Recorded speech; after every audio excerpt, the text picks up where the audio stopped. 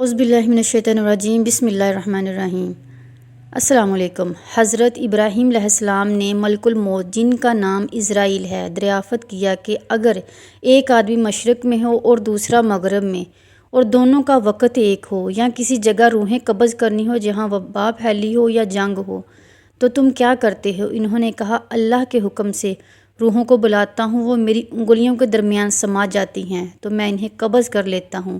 ایک روایت یہ بھی ہے کہ پوری زمین ملک الموت کے لیے ایک پلیٹ کی طرح ہے، وہ جسے چاہتا ہے اس میں سے لے لیتا ہے۔ واد بن مفتی کہتے ہیں کہ ایک بادشاہ نے کسی جگہ جانے کا ارادہ کیا، پہننے کے لیے بہترین لباس منگوایا، سواری کے لیے بہترین سواری منگوائی، اس پر سوار ہو کر بڑی شان و شوکت اور متکبرانہ انداز سے نکلا، اس کے نزدیک جیسے کسی کی کوئی اہمیت ہی نہ ہو۔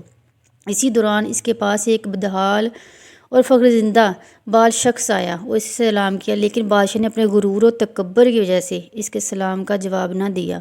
اس شخص نے اس کے گھوڑے کی لگام پکڑی۔ بادشاہ نے کہا، لگام پکڑ کر تو نے بہت بڑی غلطی کی ہے۔ اس نے کہا، میں تیرے پاس ایک ضرورت سے آیا ہوں۔ بادشاہ نے کہا، میرے اترنے کا انتظار کر۔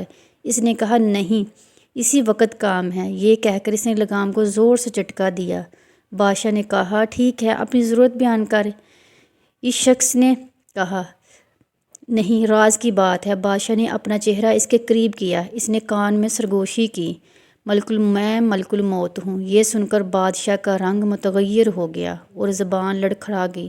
وہ کہنے لگا، مجھے اتنی مہلت دے کہ میں گھر واپس جاؤں اور اپنی ضروریات پوری کر لوں اور اپنے اہل عیال کو الوداع کہہ دوں۔ ملک الموت نے کہا، اس کی اجازت نہیں ہے، اب کبھی تو اپنے گھر والوں کو اور اپنے مال و متاع کو نہیں دیکھ سکے گا۔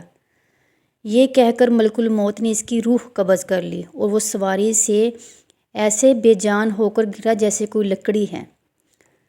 ایک امام بن سے ملاقات ہوئی، اس کو کہا، میں ملک الموت ہوں۔ اس نے کہا، میں راز کی بات کہنی ہے۔ ضرور کہیں۔ اس نے سلام لیا، جواب دیا۔ اس نے کہا، مجھے بھی آپ سے ملنے کا شوق ہے، خوش آمدید۔ ملک الموت نے کہا، جو کام تم نے کرنا ہے وہ پورا کر لو۔ اس شخص نے کہا، مجھے خدا کی ملاقات سے زیادہ کوئی کام محبوب نہیں، آپ میری روح قبض کر لیں۔ ملک الموت نے کہا، تم کس حالت میں مرنا پسند کرو گے؟ اس نے پوچھا، تمہیں اس کا اختیار ہے۔ ملک الموت نے کہا، تم جس حالت میں مرنا پسند کرو گے اسی حالت میں تمہاری روح قبض کروں گا۔ اس نے کہا، میں سجدے کی حالت میں مرنا چاہتا ہوں۔ اس نے خدا کے ہاں سر سجدے میں رکھا اور ملک الموت نے اس کی روح قبض کر لی۔ ملک الموت نے ایک ایسے زبردست بادشاہ کی روح قبض کی دنیا میں جس کی شان و شوکت کے ڈنکے بجتے تھے۔ ملک الموت اس کی روح کو لے کر آسمان پر جا رہے تھے۔ ملائکہ نے پوچھا، اے ملک الموت، آپ کو کس کی روح قبض کرتے ہوئے زیادہ رحم آیا ہے؟ اس نے کہا، ایک مرتبہ مجھے ایک ایسی عورت کی روح قبض کرنے کا حکم دیا گیا جو جنگل میں اکیلی تھی۔ اس نے وہاں ایک بچے کو جنم دیا تھا۔ مجھے اس کی غریب وطنی اور تنہائی کا خیال آیا کہ وہ اس جنگل میں تنہا ہے، کوئی اس بچے کی دیکھ بھال کرنے والا بھی نہیں ہے۔ فرشتوں نے کہا کہ جس بادشاہ کی تو روح لے کر آ رہا ہے یہ وہی بچہ ہے جس پر تو نے رحم کھایا تھا۔ حضرت حسن بصری کہتے ہیں، ملک الموت ہر روز 3 مرتبہ تمام گھروں کی تلاشی لیتے ہیں اور اس شخص کی روح قبض کر لیتے ہیں جس نے اپنا رزق وصول کر لیا ہے اور اپنی عمر پوری کر لی ہے۔ جب اس کے گھر والے روتے ہیں تو ملک الموت کہتے ہیں، اس نے اپنی عمر پوری کر لی ہے، جب تمہاری عمر پوری ہو جائے گی تو تمہاری روح قبض کرنے آؤں گا۔ فرشتوں کو اللہ تعالیٰ نے صلاحیت دی ہے، وہ انسانی روپ دھار کر انسانوں کے سامنے ظاہر ہو سکتے ہیں۔ بعض روایت میں ہے، فرشتے کے اندر انبیاء کرام سے ملاقات کا ذکر بھی ہے۔ حضرت ابراہیم علیہ السلام جب انہیں اصل شکل میں دیکھا تو ان کا رنگ بالکل سیاہ تھا۔ عبداللہ اور ان کے جسم نے آسمان میں موجود ہر چیز کو گھیرا ہوا تھا۔ سفر معراج محمد صلی اللہ علیہ وآلہ وسلم نے ملک الموت کی اصلی شکل میں دیکھا تو اس کے 4 منہ تھے۔ آگے والا منہ نور کا بنا تھا جس سے مومنین لوگوں کی روحیں قبض کرتے ہیں۔ پیچھے والا آگ کا بنا ہوا تھا جس سے وہ کفار مشرکین کی دردناک طریقے سے روحیں قبض کرتے ہیں۔ اس کا دایاں منہ غضب سے بنا ہوا تھا جس سے گناہ گار ایمان والوں کی روحیں قبض کرتے ہیں، اور ان کا بایاں منہ قہر کا تھا جس سے منافقین کی روحیں قبض کرتے ہیں۔ انبیاء کرام اور نیک لوگوں کی روحیں یہ خود قبض کرتے ہیں، جس سے اور دوسرے لوگوں کے لیے اس نے اپنے نمائندے رکھے ہوئے ہیں۔ کائنات میں واحد ایک ہستی ہے جن کی روح قبض کرنے سے پہلے ملک الموت کو یہ حکم تھا کہ ان کی اجازت کے بغیر ان کی روح قبض نہ کرنا، وہ دنیا میں رہنا چاہے تو رہنے دینا، یہ بتا دینا اللہ ان کی ملاقات کے شوق میں ہے۔ اجازت ملنے پر محمد صلی اللہ علیہ وآلہ وسلم کی روح کو قبض کی گیا۔ حضرت سلیمان علیہ السلام کے دور میں ایک شخص دربار میں داخل ہوا اور معمول کے مطابق دربار لگا ہوا تھا۔ ملک الموت اس کی طرف دیکھ رہا تھا۔ حضرت سلیمان نے کہا کہ یہ ملک الموت ہے۔ وزیر ڈر گیا، میرا آخری وقت ہے۔ وزیر نے سلیمان علیہ السلام سے کہا، یہاں کتابیں ہیں، آپ مجھے حکم دے کہ میں انہیں ہندوستان کی سرزمین پر پہنچا دوں جو یہاں سے کئی دن کی مسافت پر ہے۔ حضرت سلیمان علیہ السلام نے اجازت دی۔ اگلے روز ملک الموت دوبارہ حاضر ہوا۔ حضرت سلیمان علیہ السلام نے ان سے پوچھا، کل میرے وزیر تھے؟ ملک الموت نے کہا، مجھے اللہ کی طرف سے اجازت ملی تھی کہ اس شخص کی ہندوستان کی سرزمین پر روح قبض کروں، یہاں سے کئی دنوں کی مسافت پر ہے، لیکن یہ شخص آپ کے دربار میں موجود تھا۔ میں یہ سوچ رہا تھا یہ شخص کل تک ان کی سرزمین پر کیسے پہنچے گا۔ اب میں اسی شخص کی روح قبض کر کے واپس آ رہا ہوں۔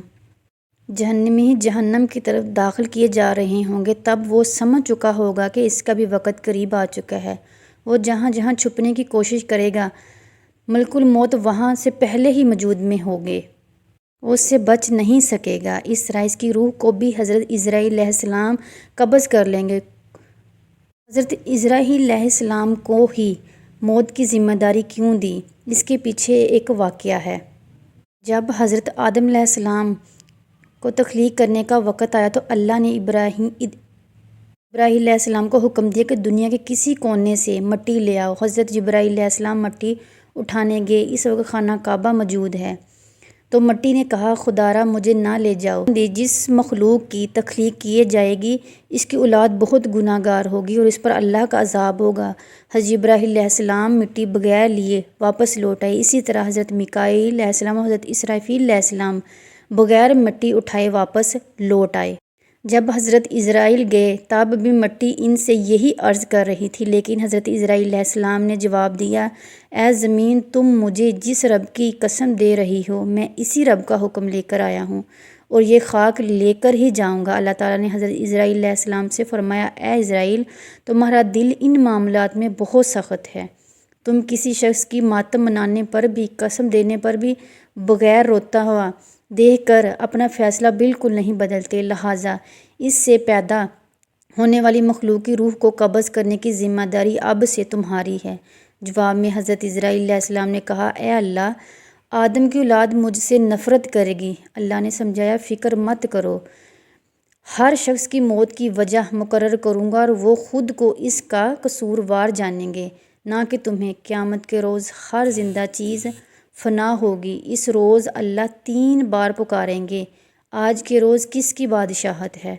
کوئی میری برابری کا بندہ ہے؟ تمام دنیا فنا کر دی جائے گی سوائے 4 فرشتوں کے۔ حضرت عزرائیل علیہ السلام ایک ایک کر کے سب کو فنا کر دیں گے۔ اس طرح اللہ فرماتے ہیں، میں نے اس جہاں کو تخلیق کیا اور اس کے ختم ہونے کا بھی نظام رکھا ہے، اور اس طرح اللہ ملک الموت کو کہتے ہیں، تم بھی مر جاؤ، لہٰذا ملک الموت کو اللہ کے حکم سے موت آ جاتی ہے اور پوری کائنات میں اللہ کا وجود اور نور باقی رہے گا۔